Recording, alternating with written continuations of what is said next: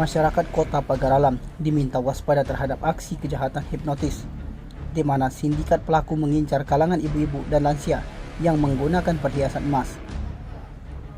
Sejauh ini, sudah kali ketiga menimpa korban warga Kota Pagar Alam dengan tempat kejadian perkara berbeda-beda, yaitu di depan kawasan Safarius, kantor pos, dan terakhir di kawasan Talang Kelapa, Jalan Kombes Haji Umar, Kecamatan Pagar Alam Selatan, Kota Pagar Alam. Seorang wanita parubaya terpaksa harus merelakan 3 suku emas miliknya dibawa kabur oleh pelaku yang diperkirakan berjumlah 4 orang. Dari informasi yang didapatkan, trik modus pelaku dengan menyambangi calon korban dengan menjanjikan memberikan bantuan sosial atau bansos.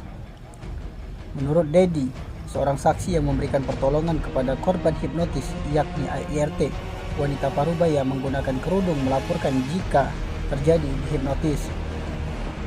Saat masuk, korban mengenakan perhiasan gelang emas dibuat harus melepaskannya dengan alasan pintu mobil tidak bisa terbuka. Sementara itu, Kapolres Pagar Alam AKBP Erwin Irawan melalui Kasat Reskrim AKP Mursal Mahdi membenarkan kejadian tersebut. Anggota juga memeriksa jejak rekaman CCTV di lokasi kejadian di Talang Kelapa. Dari rekaman CCTV itu, anggota mencocokkan waktu kejadian dan jumlah kendaraan yang dicurigai yang dilakukan pelaku.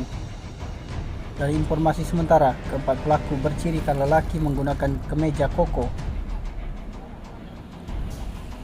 Selain itu juga, jika mengetahui atau menjadi korban agar segera untuk melapor ke aparat kepolisian. Tim Liputan Sumsel TV melaporkan.